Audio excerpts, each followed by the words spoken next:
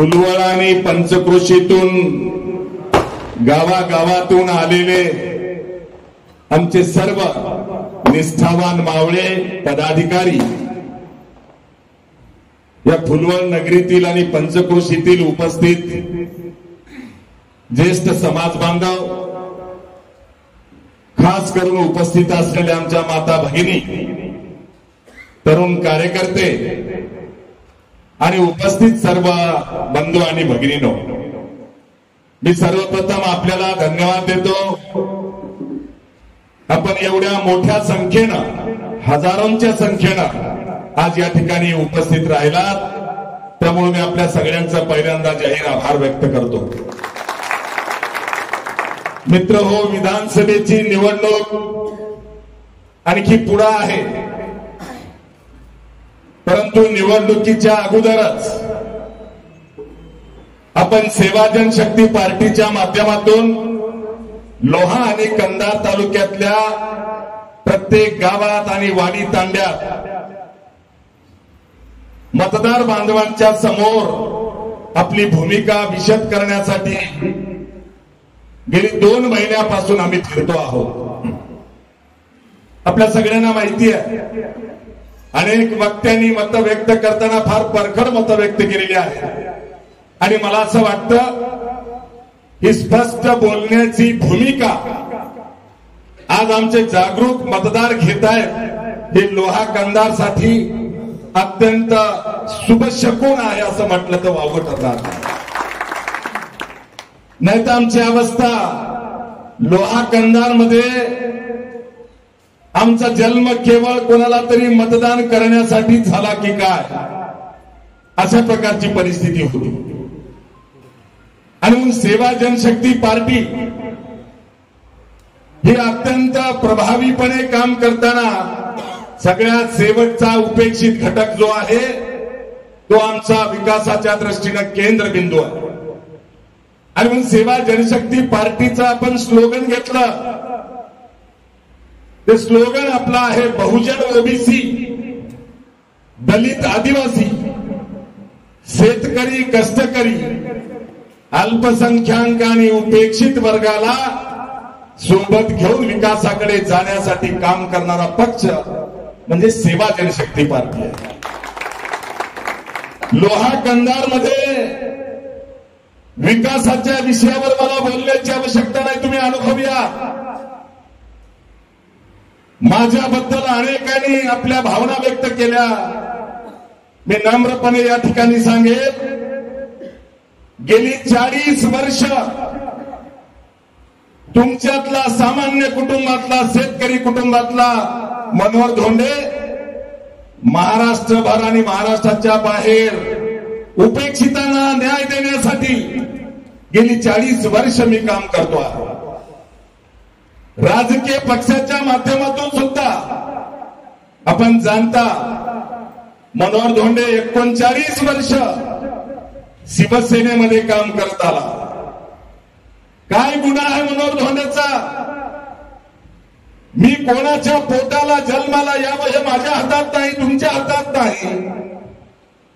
असं असताना सुद्धा केवळ मनोहर धोंडे हा कोणा गडीवर किंवा माडीवर तोंडात सोन्याचा चमचा घेऊन जन्माला आलेला नाही. म्हणून जर राजकीय पक्षांना चालत नसेल तर डॉक्टर बाबासाहेब आंबेडकरांनी दिलेली भारतीय राज्यघटना आणि दिलेला मताचा अधिकार याची किंमत आम्हाला कळली पाहिजे. आणि त्या किमतीचं मोल करून गोरगरीब, कष्टकरी, शेतकरी, बहुजन, ओबीसी, दलित, आदिवासी या सगळ्यांना न्याय मिळाला पाहिजे. यासाठी आपण या पक्षाची स्थापना केली. मित्रहो, मी माझ्या आयुष्याचा सगळा घटनाक्रम सांगत बसणार नाही, परंतु मी आपल्याला आठवण देईन. आमच्या अर्जुनराव मुंडेंनी किंवा मधुकरराव मुसळेंनी उल्लेख केला. आदरणीय कैलासवासी गोपीनाथराव मुंडे साहेब हे सुद्धा एका सामान्य घरातले, परंतु संघर्षातून बहुजन उपेक्षितांना सोबत घेऊन त्यांना न्याय देण्यासाठी त्यांनी आयुष्यभर खस्ता खाल्ल्या, संघर्ष केला. आणि आपण बघितलं ज्या कैलासवासी आदरणीय गोपीनाथराव मुंडे साहेबांना सुद्धा अशा प्रकारचे अनेक अनुभव आले, परंतु त्यांनी हार मानली नाही. आणि मी स्वाभिमानानं सांगेन, मनोहर धोंडे सुद्धा आदरणीय कैलासवासी बाळासाहेब ठाकरे आणि आदरणीय कैलासवासी गोपीनाथराव मुंडे यांच्या मुसीत तयार झालेला कार्यकर्ता आहे. मी सुद्धा हार मानणाऱ्यापैकी नाही. आणि मागच्या 2009च्या विधानसभेला सुद्धा जेव्हा कैलासवासी गोपीनाथराव मुंडे साहेब माझ्या प्रचाराला कंधारला आले, त्यावेळेस त्यांनी एक वाक्य वापरलं होतं की इथं मनोहर धोंडे उभा नाही, गोपीनाथराव मुंडे उभा आहे.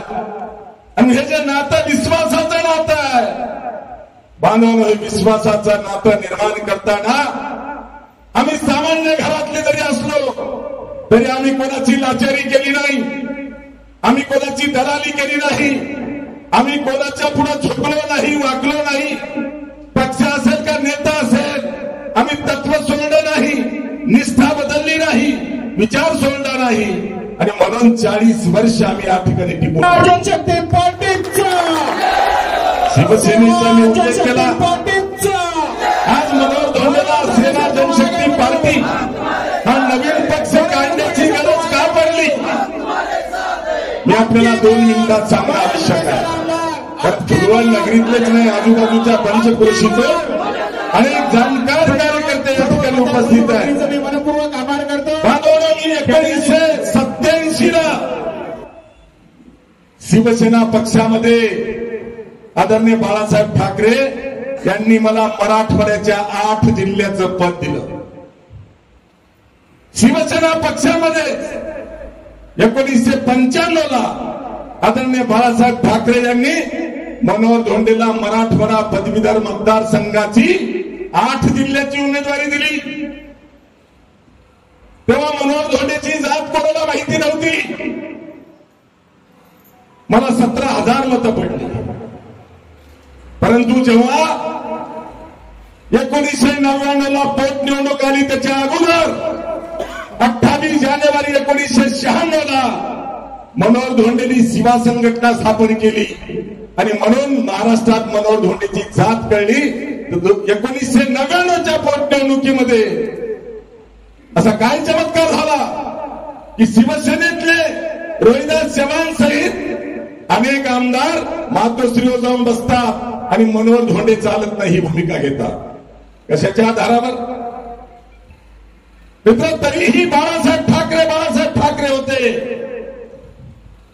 जेव्हा 2009ची विधानसभा यायची होती, त्याच्या अगोदर मी लढवलेला पदवीधर मतदारसंघ हा युती होऊन भाजपला सोडण्यात आला. 1999 ला भाजपचे श्रीकांत जोशी आमदार झाले. आणि तेव्हापासून बाळासाहेब ठाकरे मला जेव्हा जेव्हा मी भेटायला जायचो तेव्हा मला आठवण द्यायचे, मनोहर तुझ्यावर अन्याय होऊ देणार नाही. आणि वेळ आली 2009च्या विधानसभा समोर होत्या. मला आदरणीय बाळासाहेब ठाकरेंनी आणि गोपीनाथराव मुंडेंनी मातोश्रीवरती एका बैठकीमध्ये मला बाजूला घेतलं आणि मला सांगितलं की तुझं गाव लोहा तालुक्यामध्ये आहे आणि लोहा मतदारसंघ हा शिवसेनेची उमेदवारी कोणालाही दिली तरी तो निवडून येणार नाही. आपला पक्ष सर्वेमध्ये 3 नंबरला आहे. त्याच्यामुळं तू औरंगाबादहून लोह्याला जा, तुला उमेदवारी आम्ही देतो आहोत, जा लढ पड, 5 वर्ष काम कर, तू 2014 ला आमदार हो, असं सांगून मनोहर धोंडेची लोहा कंधार विधानसभेची 2009ची उमेदवारी ही बाळासाहेब ठाकरे आणि गोपीनाथराव मुंडे यांनी जाहीर केली. याचा उल्लेख झाला या ठिकाणी. मनोहर धोंडेची उमेदवारी जाहीर झाल्याबरोबर ज्यांना पक्षावर निष्ठा नाही, फक्त त्यांच्या कुटुंबावर निष्ठा आहे, ज्या रोहिदास चव्हाणला 10 वर्ष आमदार आणि 20 वर्ष जिल्हा प्रमुख पद शिवसेनेमध्ये दिलं आणि 2009 ला जेव्हा मनोहर धोंडेची उमेदवारी जाहीर झाली तेव्हा याच रोहिदास चव्हाणनी भगव्या दस्त्या जाळल्या. आम्ही आलो, परत 13 दिवस 13 दिवसात मी मतदारसंघातल्या वाडी तांड्यावर गावागावात जाऊ शकलो नाही. निवडणूक मी हारलो. मला जनतेने स्वीकारलं नाही, मतं दिले नाहीत, हो दिले नाहीत. बांधवलो मला 2009ला जे मतं पडली त्याची टिंगल टवाळी आजपर्यंत प्रताप चिखलीकर सारखे लोक पक्षाच्या नेत्यांकडे करतात की हा राष्ट्रीय अध्यक्ष आहे, त्याचा 55,000 समाज आहे, याला 3,000 मतं पडली. ही टिंगल टवाळी मनोहर धोंडेची नाही. ही टिंगल टवाळी या तालुक्यात या मतदारसंघात असलेल्या 52,000 लिंगायताची आहे. हे मला माहिती आहे. तरी ही टिंगल टवाळी करण्याची डोक्यातली मस्ती त्यांची संपली नाही. मित्र, मी आपल्याला आठवण देईन, जेव्हा भारत देश स्वतंत्र झाला आणि पहिल्या निवडणुका होत होत्या तेव्हा ज्या काँग्रेसमधून डॉक्टर बाबासाहेब आंबेडकरांना उमेदवारी दिली, ज्या बाबासाहेबांनी मताचा अधिकार दिला, ज्या परमपूज्य डॉक्टर बाबासाहेब आंबेडकरांनी भारतीय राज्यघटना लिहिली, त्याच बाबासाहेब आंबेडकरांचा डिपॉझिट जप्त करून पराभव केला. म्हणून काय बाबासाहेब आंबेडकर संपले का? ही विचाराची लढाई आहे, ही विकासाची लढाई आहे, ही विश्वासाची लढाई आहे. आणि म्हणून मनोहर धोंडे सुद्धा जनतेने स्वीकारलं नाही तरीही 2009 सालापासून कंधारला बसस्टँडच्या समोर आणि लोह्याला शिवाजी चौकात गेली 15 वर्ष माझं संपर्क कार्यालय चालू आहे. आणि या संपर्क कार्यालयामध्ये कोणीही असेल जो गोरगरीब, कष्टकरी, दीनदलित, आदिवासी, अल्पसंख्याक, शेतकरी, कष्टकरी कोणी असो, जो माझ्याकडे कार्यालयात काम घेऊन आला, त्याचं काम करताना मी त्याची कधी जात विचारली नाही, मी कधी त्याचा पक्ष विचारला नाही, कधी त्याचा नेता विचारला नाही. जो माझ्याकडे विश्वासाने आला, 15 वर्षच्या प्रत्येकाचं मी काम करून दिले. आणि म्हणून 15 वर्ष मनोहर धोंडेला याच लोहा कंधारच्या जनतेने जवळून बघितले. 2014ला बाळासाहेबांनी मला सांगितलं होतं, काम कर, 2014ला तू आमदार होशील. आम्ही काम करत राहिलो. परंतु 2014च्या विधानसभेच्या अगोदर दुर्दैवाने बाळासाहेब ठाकरे यांचं निधन झालं. तसंच आमच्या दुर्दैवाने बहुजन नेते असलेल्या आदरणीय गोपीनाथराव मुंडे साहेबांचंही निधन झालं. आणि आपण सगळ्यांनी बघितलं, 5 वर्ष काम आम्ही केलं. आणि विधानसभा निवडणूक 2014 ही 1 महिन्यावर असताना पैशाचं गटोडं मातोश्रीवर देऊन हात प्रताप चिखलीकर 4 पक्ष बदलून 5व्या पक्षामध्ये शिवसेनेत आला. आम्ही केलेल्या कामावर हा आमदार म्हणून निवडून आला. तिथं मनोहर धोंडे चालला नाही. आणखी आम्हाला वाटलं चला हरकत नाही, निवडून आल्यावर 1.5 वर्ष सुद्धा हा प्रताप चिखलीकर शिवसेनेत राहिला नाही, त्यांनी पक्ष बदलला, भाजपमध्ये गेला. मनोहर धोंडे काम करत राहिला.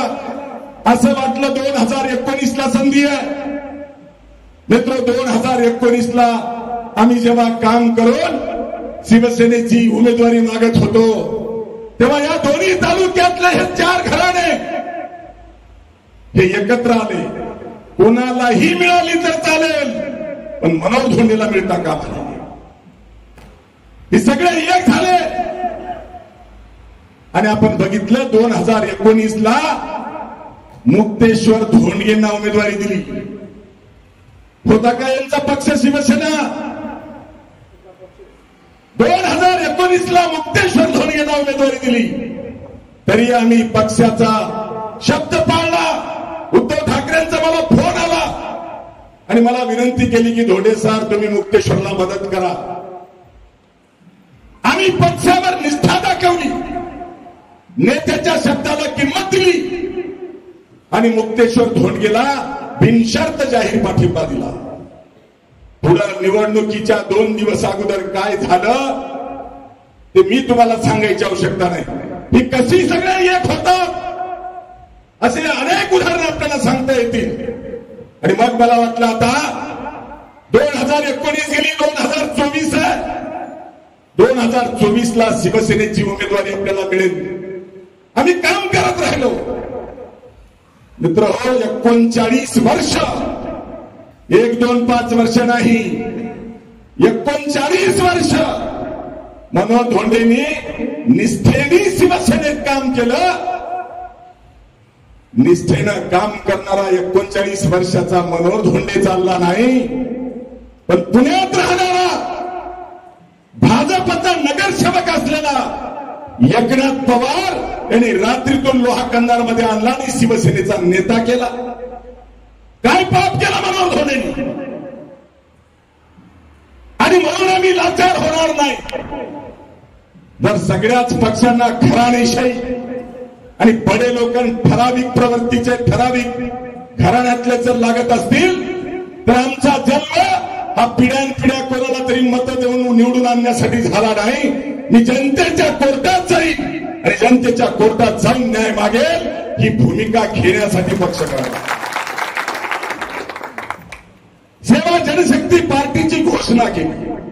आणि मित्र हो, 28 जानेवारी 2024 या दिवशी परभणीमध्ये शिवा संघटनेच्या वर्धापन दिनाच्या व्यासपीठावरून महाराष्ट्रातल्या सेवा जनशक्ती पार्टीचा पहिला उमेदवार म्हणून मनोहर धोंडेच्या नावाची आम्ही घोषणा केली. लोहा कंधार मधून सेवा जनशक्ती पार्टीकडून विधानसभेची निवडणूक लढवली जाईल अशी घोषणा ही 28 जानेवारी 2024 ला केली. आणि त्याच्यानंतर लोकसभेच्या निवडणुका आल्या. लोकसभेच्या निवडणुका एप्रिलमध्ये आल्या. मित्र, एप्रिलच्या लोकसभा निवडणुकीमध्ये सेवा जनशक्ती पार्टी सोबत शरदचंद्र पवार यांनी आमच्यासोबत चर्चा केली आणि आम्हाला अपेक्षा विचारली. मी अपेक्षा व्यक्त केली की महाराष्ट्रामध्ये आमचं बळ आहे, आमची ताकद आहे आणि आमच्या बळाचा विचार करून विधानसभेच्या जागा या आम्हाला द्या. तेव्हा शरद पवारांनी मला सांगितलं विधानसभेची चर्चा आपण विधानसभेच्या निवडणुकीत करू. मी त्यांना सांगितलं की बाकी चर्चा नंतर करू, परंतु तुम्ही जर लोहा विधानसभा ही सेवा जनशक्ती पार्टीला देण्याचा शब्द दिला महाविकास आघाडीच्या वतीनं तरच आम्ही महाविकास आघाडीच्या सोबत राहू. त्यांनी मला सांगितलं उद्धव ठाकरेंना मला बोलावं लागेल, 4 दिवसानंतर तुम्हाला निरोप देतो. आणि मग 4 दिवस म्हणता 8-9 दिवसाच्या नंतर आम्हाला निरोप आला आणि शरद पवार उद्धव ठाकरे यांची चर्चा झाली आणि शरद पवार साहेबांनी मला सांगितलं की लोहा विधानसभेची जागा महाविकास आघाडीच्या वतीनं आम्ही सेवा जनशक्ती पार्टीला द्यायला तयार आहोत. जेव्हा असा शब्द दिला त्याच्यानंतर लोकसभेला बिनशर्त आम्ही महाराष्ट्रभर महाविकास आघाडीला पाठिंबा दिला. मित्र, बैमान अवलादी लोहा कंधारमध्ये जेवढ्या आहेत राजकारणामध्ये तेवढ्या महाराष्ट्रात कुठंच नाही. मी महाराष्ट्रभर देशभर फिरतो आणि दुर्दैवाने हबूबाई म्हणल्याप्रमाणे इथं बैमानाची चालती आहे आणि बैमान लोकांची संख्या जास्त नाही. मी आपल्याला उलगडा करून सांगा या देशाला स्वातंत्र्य मिळून 75 वर्ष झाले. 75 वर्षामध्ये फक्त 2 आमदार दुसरे आहेत. एक आहेत आदरणीय ईश्वररावजी भोसीकर आणि दुसरे आहेत आदरणीय गुरुनाथरावजी कुरुडे. 75 वर्षातले हे 2 आमदाराचे 10 वर्ष जर सोडले बांधवानो 65 वर्ष लोहा कंधारची आमदारकी ही फक्त 4च घरात आहे. ही 4 घराणी कोणती आहेत? उल्लेख झाला या ठिकाणी. ती 4 घराणी आहेत रोहिदास चव्हाण, धोंडगे, प्रताप चिखलीकर आणि श्याम शिंदे. ही 4च घरं आहेत. कोणी असं म्हणत असेल मराठ्याची आमदारकी आहे, भ्रमात राहू नका. का या तालुक्यामध्ये 65,000 मराठ्यांचं मतदान आहे. त्या 4 घराच्या बाहेर एखादा मराठा जन्मला नाही का की जो आमदार होण्याची लायकी ठेवे. पण निवडणूक आली ही बदमाश मंडळी जसं पैशाचा वापर करतात त्याही पेक्षा जास्त जातीचा वापर करतात. हे आपल्याला आवर्जून सांगितलं पाहिजे. आणि ही 4 घरं 4 कुटुंब यांनी 65 वर्ष आमदारकी या ठिकाणी भोगली. या 4 घराण्याचे नाते सुद्धा आपण लक्षात घेतले पाहिजे. त्याच्यात प्रताप चिखलीकर आणि श्याम शिंदे दाजी भाऊजी बहीण भाऊ, चव्हाण आणि धोंडगे सासरे जावाई किंवा इवाई जावाई सासरे किंवा दाजी भाऊजी याच्या बाहेर 65 वर्ष आमदारकी गेली नाही. आणि म्हणून आता लोहा कंधारमध्ये बदलाचं वारं सुरू आहे. सगळीकडे हे वादळाचं मोह उठलंय. कोणालाही इथं पैसे देऊन आणलेलं नाही. इथं निष्ठेने येणारा सर्वसामान्य घरातला आमचा कार्यकर्ता रात्री बेरात्री उपाशी फिरतोय. का त्यांना आता अनुभव आलाय की या 4 घराण्याला बहुजन ओबीसी दलित आदिवासींची एकजूट करून या 4 घराण्याला राजकीय दृष्टीनं या कंधारच्या लोह्याच्या मातीत गाडावं लागेल, तरच आमचा विकास होऊ शकेल. मित्रहो, 2019 2024 मी आपल्याला मुद्दाम सांगितलं. आणि म्हणून आम्ही लोकसभेच्या अगोदर जाहीर केल्याप्रमाणे विधानसभेच्या तयारीला सुद्धा आम्ही लागलो. या 4 घराण्याला पक्ष नाही, यांना निष्ठा नाही, तत्व नाही, विचार नाही, विकास नाही. मी याचे अनेक उदाहरणं देऊ शकेल आपल्याला. प्रताप चिखलीकरचं नाव घेऊन निष्ठा हा शब्द बोलणं म्हणजे त्या निष्ठा शब्दाचा अपमान आहे. त्याच्यामुळे मी बोलायची आवश्यकता नाही. भाजपमध्ये खासदारकीला पडल्याच्या नंतर लोह्याच्या विकी गार्डन मध्ये रसाळी झाली होती आणि त्या रसाळीच्या डिजिटलच्या बॅनरवर भाजपच्या एकाही नेत्याचा फोटो नव्हता. का? त्याचं कारण होतं हे देवेंद्र फडणवीसला जाऊन भेटून आलं आणि म्हणालं की फडणवीस साहेब, लोहा कंधारची जागा ही एकनाथ शिंदेच्या शिवसेनेला सोडा आणि बाळू कराळे नावाचा डम्मी उमेदवार द्या. मी अपक्ष लढवतो आणि निवडून येतो, निवडून आल्यानंतर तुमचाच होतो. असं का सांगितलं? त्यांनी देवेंद्र फडणवीसला हे सांगितलं की मी जर कमळाचं चिन्ह घेऊन उभा टाकलो तर मला मराठ्यांची फुली पडणार नाही, मुसलमानाची फुली पडणार नाही आणि म्हणून मी निवडून येणार नाही. यांची निष्ठा पक्षावर नाही, यांची निष्ठा ही स्वतःच्या कुटुंबावर आहे. किंबहुना यांना आमदारकी ही वाडी तांड्यावरच्या गावागावातल्या शेतकऱ्याच्या विकासासाठी पाहिजे नाही. यांना आमदारकी यांची बेनामी मालमत्ताची आहे. हजारो कोटीची बेनामी मालमत्ता आहे. ती बेनामी मालमत्ता सुरक्षित ठेवण्यासाठी आमदारकी पाहिजे. आणि म्हणून पैशाचा उल्लेख झाला.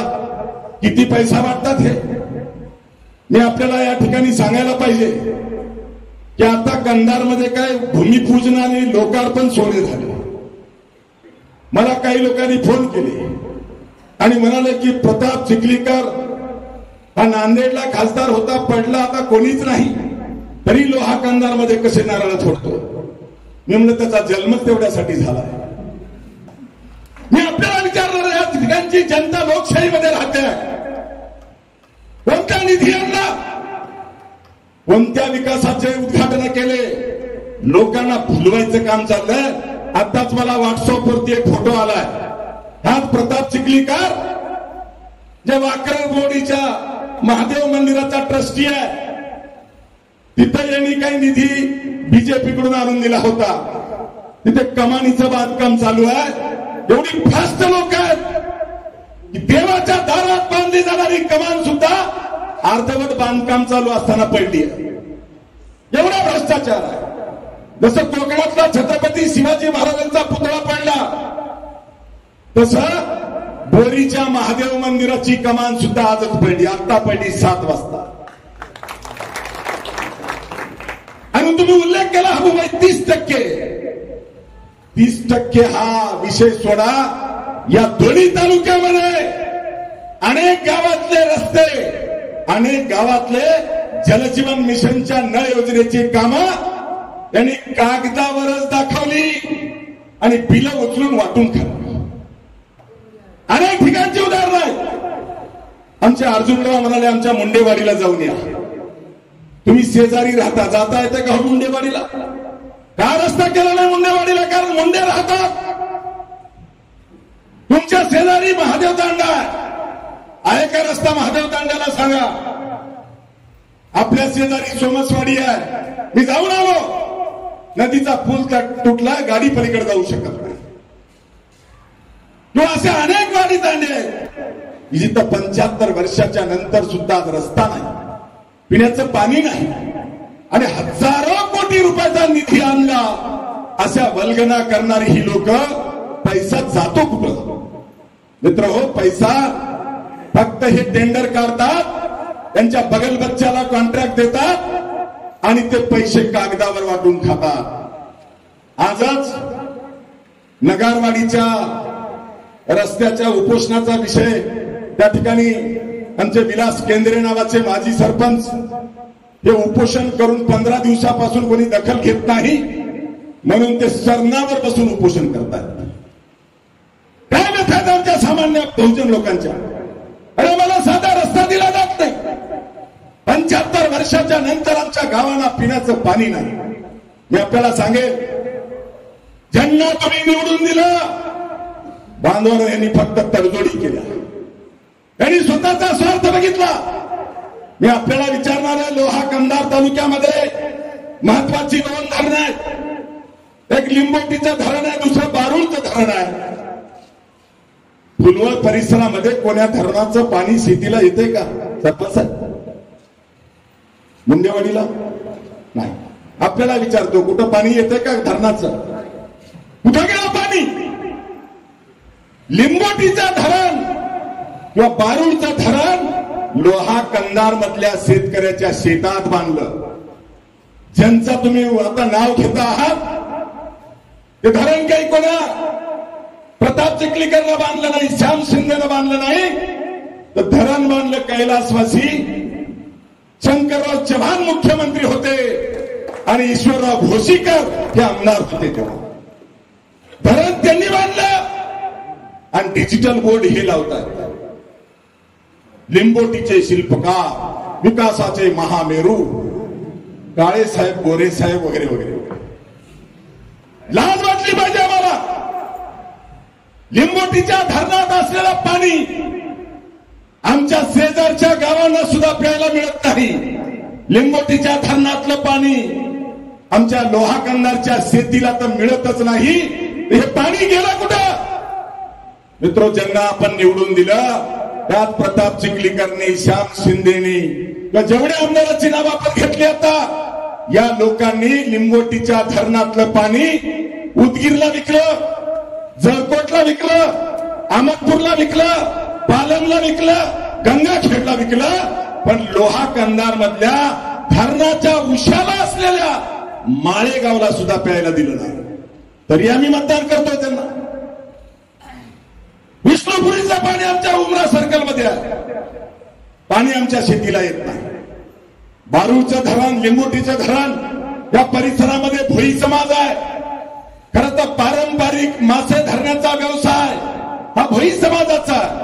परंतु बांधवांनो, जो गोरगरीब भोई समाज आहे त्यांच्यावर दादागिरी केली जाते आणि प्रताप चिखलीकरचे, श्याम शिंदेचे गेंडे, जे चमचे आहेत, जे बोके आहेत, जे ह्या दोघांनी पोचले, ही लोक टेंडर घेऊन बिहारच्या कामगारांना आणून मासे काढतात आणि धंदा करतायत, कोट्यावधी रुपये कमवतात. त्या तालुक्यातला भोई समाज उपाशी मरतोय. बहुजन ओबीसीला न्याय नाही. ओबीसीकडे कोणी बघायला तयार नाही, वाडी तांड्यावर जायला तयार नाही. आणि म्हणून हे चित्र जर आम्हाला बदलायचं असेल तर आता परिवर्तन करण्याची वेळ आहे. मनोहर धोंडे नालायक असेल तर मत देऊ नका. पण 15 वर्ष या दोन्ही तालुक्यामध्ये मनोहर धोंडेंनी काम केलंय आणि तो जर तुम्हाला योग्य वाटत असेल तर माझी आपल्याला हात जोडून पायात पडून नम्र विनंती आहे, कितीही भडवा बदमाश कोणी नेता आला त्याला गावात सुद्धा पाय ठेवू देऊ नका. हे करावं लागेल. विकासाच्या नावानं लोहा कंधारमध्ये कोणीही विचार केला नाही. कंधारचा विषय आमच्या हैदरभाईंनी मांडला, आमचे मधुकरराव मुसळे बोलले. एकट्या व्यापाऱ्यांचा विषय नाही, भयानक परिस्थिती आहे. मी आपल्याला निवडणुकीच्या प्रचारात सांगेल आकडेवारीसह. आता जेव्हा उद्घाटन झाले तेव्हा ज्याला तुम्ही 15 दिवसात त्याचं तोंड बघितलं नाही, त्या श्याम शिंदेला तुम्ही 15 दिवसात आमदार केलं, ते आता भाषणात सांगाले की मी लोहा कंधारमध्ये 2,500 कोटी रुपयाचे सिंचनाचे प्रकल्प आणले. युट्यूबला जा, त्याचं भाषण ऐका. आमचा एखादा मतदार, स्वाभिमानी मतदार उठून थिएटर का हातात घेत नाही. अरे जर 2,500 कोटी रुपये जर श्याम शिंदेनी आणले असतील तर हे पैसे गेले कुठं? लोकांना थापा मारायचं काम चाललंय.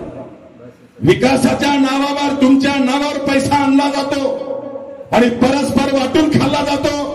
त्याचं चांगलं उदाहरण जर द्यायचं असेल तर बांधवांनो, लोहा आणि कंधार तालुक्यामध्ये मागच्या 3 वर्षापासून पीक विमा मिळालेला नाही. इकडे मिळाला का पीक विमा कोणाला? मागच्या 3 वर्षापासून फक्त लोहा कंधारमध्ये पीक विमा मिळाला नाही. नांदेड जिल्ह्यामध्ये 16 तालुके आहेत. 16 तालुक्यातल्या 14 तालुक्याला पीक विमा मिळतोय, फक्त लोहा आणि कंधारला मिळत नाही. आमच्या शेजारी लोह्याच्या बाजूला पालम तालुका आहे, हेक्टरी 35,000 रुपये पीक विमा उचलला असं मला तिथलच्या शेतकऱ्यांनी येऊन सांगितलं. आमचे शेतकरी उपाशी आहेत. कुठे गेला आमच्या शेतकऱ्याचा पीक विमा? बांधवांनो, तुमचा पीक विमा तुम्ही निवडून दिलेला 15 दिवसाचा आमदार आणि पीक विमा कंपनीनं वाटून खाल्ला. शेतकऱ्यापर्यंत येऊ दिला नाही. आणि शेतकऱ्याला पीक विमा नाही, पडझड नाही, नासाडी नाही, अतिवृष्टी नाही, फक्त पंचनामे. कोणाला आला का नासाडीचा रुपया? अतिवृष्टीचा रुपया कोणाला आला का? अरे आला तर आला म्हणा, नाही तर नाही म्हणा. काय आला नाही? आणि म्हणून बांधव, तुम्हाला यावर विचार करावा लागेल. शेतकऱ्याची हालत बेकार करून टाकली. फक्त एका जातीला दुसऱ्या जातीच्या अंगावर सोडायचं आणि आपली राजकीय पोळी भाजून घ्यायची. त्यांनी ह्याला शिव्या द्यायच्या, त्यांनी ह्याला शिव्या द्यायच्या आणि आम्हाला झुलवत ठेवायचं. म्हणून मला आजच्या सभेतून अत्यंत नम्रपणे मतदार राजाला विनंती करायची आहे की बांधवांनो, आम्ही गाफील राहता कामा नये. आपल्याकडे गावागावात वट्ट्यावर कट्ट्यावर बसून आमची भोळी भाबडी लोक आज चर्चा करतायत की दाजी भाऊजीचं बिलकुल जमाना झालंय, बहीण भावामध्ये इस्तू आडवा जाणं झालाय. ही चर्चा गावागावात चालू आहे. नम्रपणे सांगतो, भ्रमात राहू नका. यांच्यात जमत नाही. या भ्रमात राहाल तर धोका होणार आहे. ते तुम्हाला दाखवायला वेगळे. घरामध्ये बहीण भाऊ असतील तर दाजी भाऊजी असतील, हे एकच आहे. आणि म्हणून मी अनेक ठिकाणी सांगितलं त्या चिखलीकर आणि शिंदेपेक्षा फाशी पारदे बरे. फाशी पारदे जुन्या काळामध्ये होते. ससे धरायला यायचे, आंब्याच्या झाडाखाली उन्हाळ्यामध्ये बसून एका सुडक्यावर भाकरी खायचे. अर्धे फाशी पारदे डावीकडे जाळं लावायचे, अर्धे फाशी पारदे उजवीकडे जाळं लावायचे आणि ससे हुसकत नेऊन अर्धे ससे त्याच्या जाळ्यात, अर्धे ससे याच्या जाळ्यात, दोघं मिळून संध्याकाळी झाडाखाली बसून वाटून खायचे. कशी यांची अवस्था?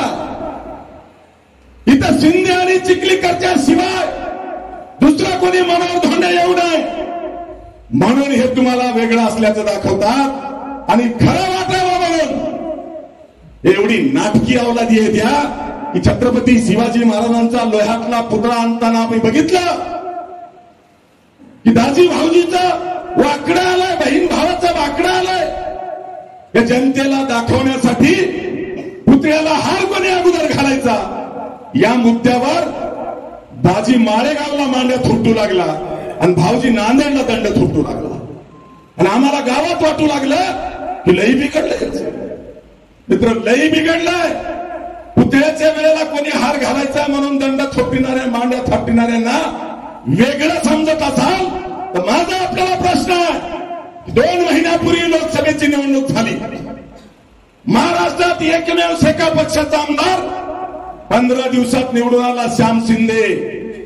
आणि सेका पक्ष लोकसभा 2024ला महाविकास आघाडीचा घटक पक्ष होता.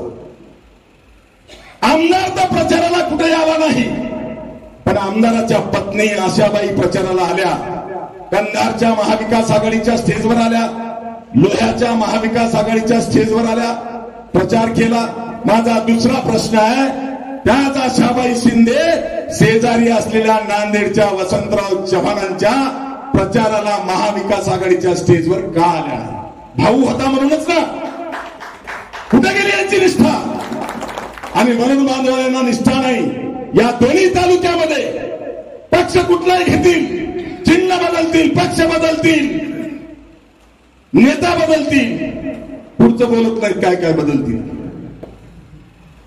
सगळं बदलतील, पण आमदारकी आमच्यात घरात आली पाहिजे. ही यांची नीती आहे. आणि ही नीती ओळखा. हे वेगळे नाहीत. आज जरी वेगळे दाखवत असतील तरीही, जरी ते वेगळे दाखवून कोणी महाविकास आघाडीचं तिकीट मी आणणार म्हणतो, कोण महायुतीचं तिकीट मी आणणार म्हणतो. म्हणजे दोन्हीकडून तेच आले पाहिजे आणि मतदानाच्या आदल्या दिवशी एकाला काढलं पाहिजे. ही यांची नीती आहे. मतदान येईपर्यंत, फॉर्म भरून उचलेपर्यंत दोघंच दिसले पाहिजे. महायुतीतून प्रताप चिखलीकर आला पाहिजे, महाविकास आघाडीतून आशाबाई शिंदे आली पाहिजे. आणि निवडणुकीच्या आदल्या दिवशी जसं मुक्तेश्वरचं केलं तसं दोघांनी मिळून बसून ठरवलं पाहिजे कोणाला आमदार करायचं. म्हणून गाफील राहू नका. माझी आपल्याला हात जोडून विनंती आहे, गाफील राहू नका. मनोहर धोंडे तुमच्यातला, मनोहर धोंडे रस्त्यावरचा 40 वर्ष संघर्ष करतोय. पुढेही खांद्याला खांदा लावून कुठल्याही गावातला आमचा माणूस असेल, गोरगरीब शेतकरी कष्टकरी असेल, अर्ध्या रात्री तुमचं काम पडू द्या, तुमच्यासाठी मनोहर धोंडे हाकेला ओ दिल्याशिवाय राहणार नाही. घाबरू नका, मनात भीती ठेवू नका. एकजुटीने उभा टाका आणि एकजुटीने उभा टाकून येणाऱ्या विधानसभेच्या निवडणुकीमध्ये जसं अनेक वक्त्यांनी सांगितलं की सगळ्यांना बघितलंय, सगळ्यांना देऊन बघितलंय. मनोहर धोंडेंनी काय पाप केले? 15 वर्ष झाले ना. मनोहर धोंडेला 15 वर्ष झाले तरी त्याचा पक्ष कोणता आहे म्हणाले आमचे लोक. पक्ष कोणता आहे?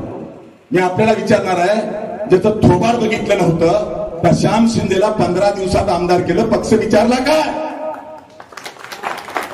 सांगा, किती लोकांनी श्याम शिंदेला बघितलं होतं? हात वर करा. कोणी कोणी श्याम शिंदेला बघितलं होतं सांगा.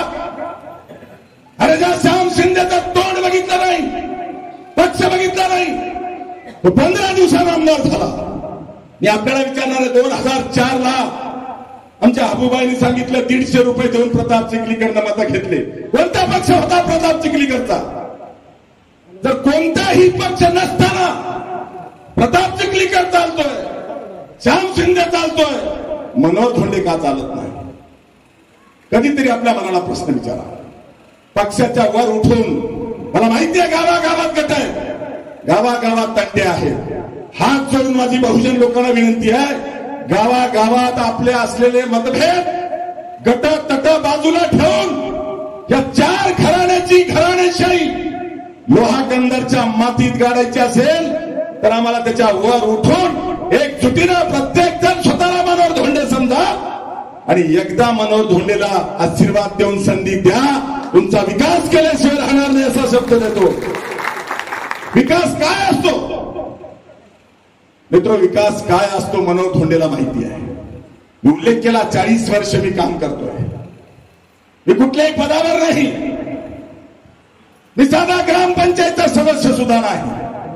तरीही स्वाभिमानानं सांगेल, मनोहर धोंडेंनी या 5 वर्षामध्ये महाराष्ट्रामध्ये महाराष्ट्र सरकारकडून 250 कोटी रुपयाचा निधी आणलाय. आमचं वीर शनलिंग आहे त्याचं क्षेत्र कपिलधाम 100 कोटीचा आराखडा मंजूर केला. ज्या राष्ट्रसंत डॉक्टर शिवलिंग शिवाचार्य महाराज अहमदपूरकर यांनी आम्हाला दिशा दाखवली, त्या राष्ट्रसंतांची समाधी स्थळ असलेल्या भक्ती स्थळाला 25 कोटी रुपयाचा निधी मंजूर केला. हा माझ्या शेवडी गावामध्ये माझा पुतण्या सरपंच आहे. एक गाव आहे माझं, पुतण्या सरपंच आहे. एका गावासाठी आजपर्यंत मी 32 कोटी रुपये आणले. आणखी 20 कोटी रुपये आचारसंहिता लागण्याच्या अगोदर आणणार आहे. तर माझ्या एका गावासाठी मनोहर धोंडे ग्रामपंचायतचा सदस्य नसताना 50 कोटी रुपये आणू शकतो. तर जनता जनार्दन मायबापांनी जर आशीर्वाद दिला तर लोहा कंदाचा विकास केल्याशिवाय मी राहणार नाही, एवढा विश्वास व्यक्त करतो. अनेक विषय बोलण्यासारखे, विकासाच्या नावावरती बोलायला माझ्याकडे अनेक मुद्दे आहेत. शेतकऱ्याच्या शेतीला पाणी मिळालं पाहिजे, उल्लेख झाला या ठिकाणी. लोहाणी कंधार मधला आमचा मोठा तरुण वर्ग, खास करून वाडी तांड्यावर राहणारा तरुण वर्ग हा वर्षातले 6 महिने स्थलांतर करतो, पोट भरण्यासाठी बाहेर जातो. ऊसतोड कामगार म्हणून कोण कर्नाटकात चाललंय, कोण पश्चिम महाराष्ट्रात चाललंय, कोण तेलंगणात चाललंय. एवढंच नाही बांधवांनो, आमचे अनेक तरुण स्वतःचं पोट लोहा कंधार मध्ये भरता येत नाही म्हणून पुण्याला, मुंबईला आणि औरंगाबादला जात आहेत. आणि ही जी लोक आमची पोट भरायला औरंगाबाद, पुणे किंवा मुंबईला जातात, बांधवांना आमची ही नेते मंडळी तिथं जाऊन मेळावे घेऊन मला मतदान करा म्हणाले. पुण्याला आणि औरंगाबादला मेळावे यांना लाज वाटली पाहिजे. माझा प्रश्न आहे की तुम्हाला संधी दिली होती, तुम्हाला आमदार खासदार केलं होतं, तरी आमच्या तालुक्यातले 25 हजार कुटुंब पोट भरायला पुण्याला, मुंबईला, औरंगाबादला गेलेच कसे? काय दिवे लावले तुम्ही? यात फुलवळच्या शेतामध्ये MIDC आली, किती वर्ष झालेत?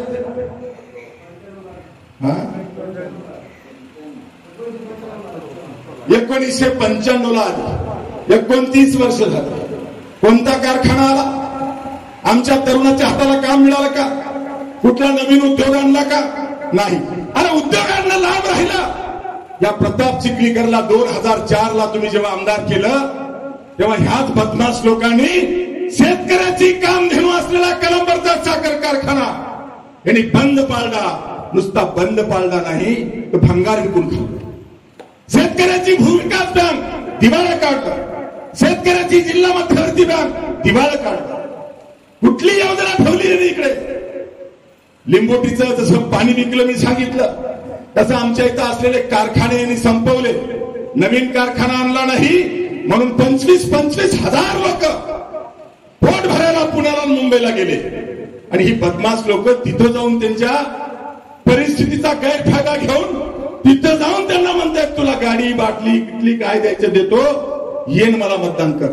खरं तर त्या लोकांनी याचं कॉलर धरलं पाहिजे. भाडव्या सांग, आम्ही जेव्हा कोरोना होता आम्ही मेलो का जिवंत बघायला आलतास का? विचारलं पाहिजे कधीतरी. पण आम्ही सहन करतोय आणि आमच्या सहन करण्याचा गैरफायदा या ठिकाणची ही बदमाश मंडळी घेत आहेत. म्हणून माझी आपल्याला विनंती आहे, विकास हा विकास कसा करायचा मनोहर धोंडेला माहिती आहे. रस्ते विकास, पिण्याच्या पाण्याचा मी उल्लेख केला.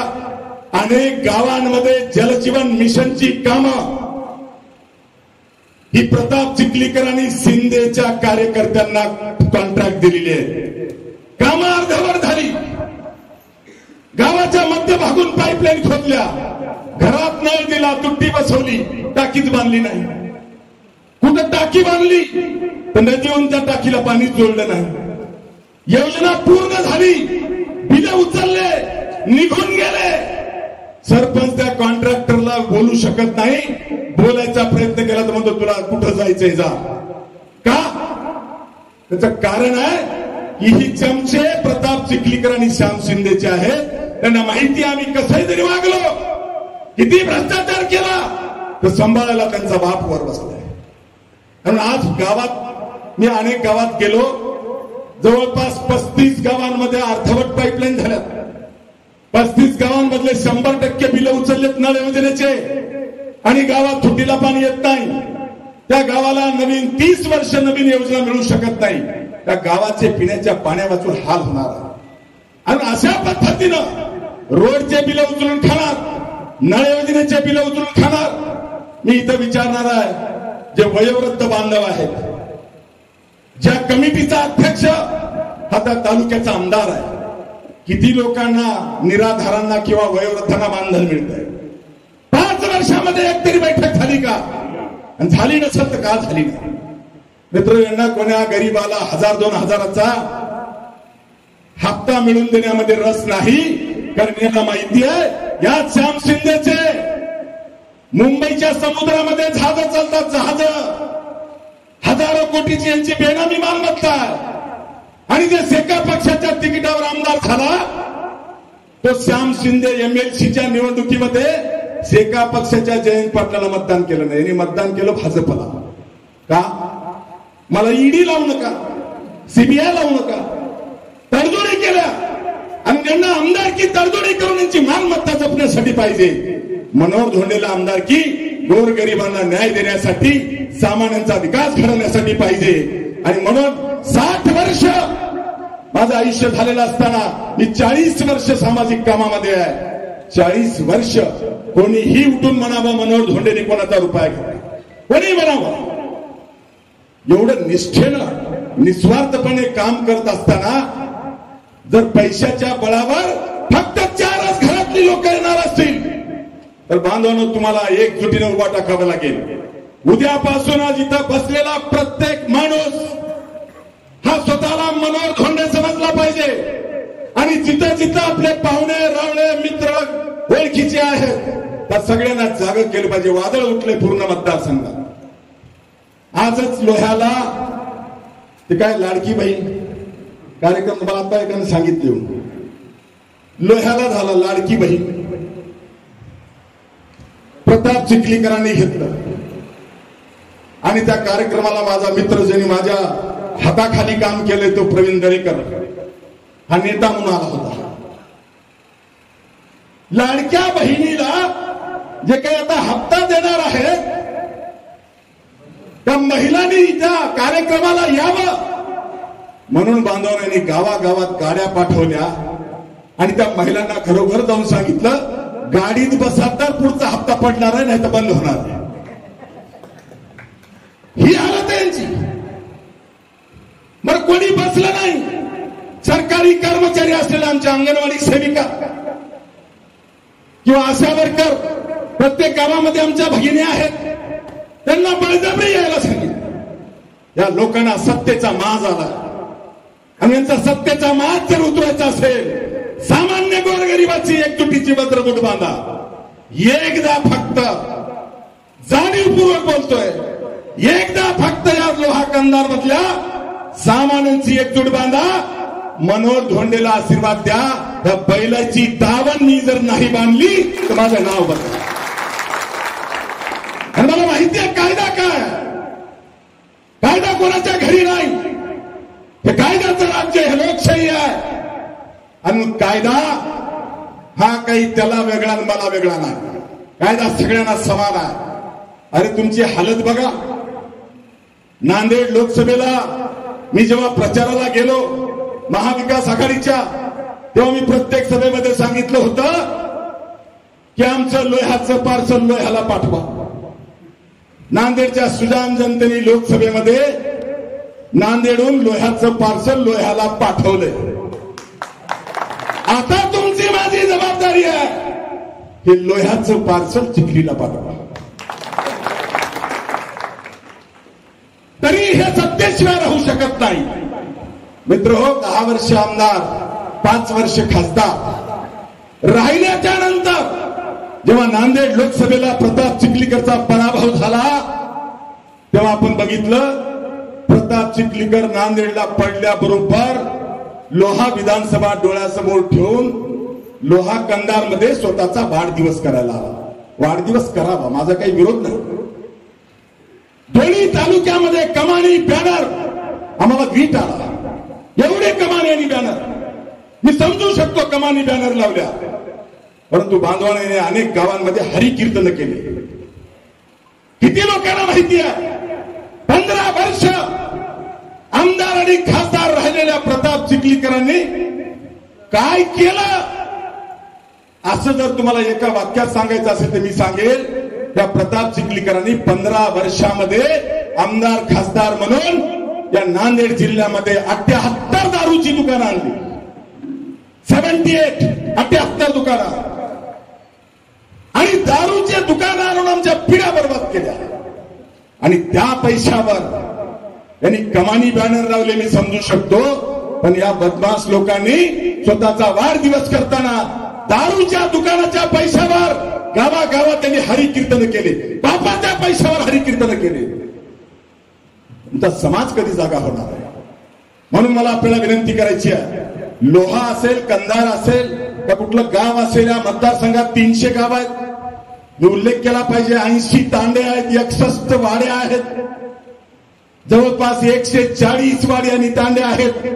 ज्या वाडी तांड्यावर ओबीसी समाज राहतो, तांड्यावर बंजारा समाज आणि वाडीवर वंजारा समाज किंवा धनगर हटकर समाज.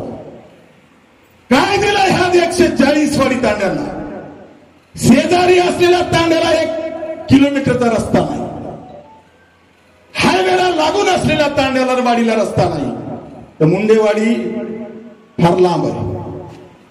आणि म्हणून हे चित्र तुम्हाला बदलावं लागेल. केंद्राच्या काय योजना आहेत, राज्याच्या काय योजना आहेत, तुम्ही फक्त मनोहर धोंडेला एकदा आशीर्वाद द्या. मी आपल्याला विश्वासाने सांगतो, या लोहा कंधारचा विकास केल्याशिवाय मनोहर धोंडे राहणार नाही.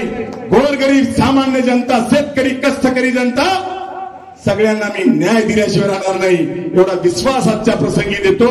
आणि आपल्याला हात जोडून विनंती करतो की इथून उठल्याच्या नंतर आपण माउथ पब्लिसिटी म्हणून आपण प्रत्येकाने एकजुटीनं आपापल्या भागामध्ये आपापल्या नेत्याला, आपापल्या कार्यकर्त्याला, आपापल्या पाहुण्याला, मित्राला आपण सगळ्यांनी येणाऱ्या निवडणुकीची चाहूल सांगावी आणि एकजुटीनं या दोन्ही तालुक्यामधून सामान्य जनता एकजुटीनं उभा करावी, असा विश्वास आपल्याला देतो आणि थांबतो. जय हिंद, जय महाराष्ट्र, जय शिवा. धन्यवाद सर. अतिशय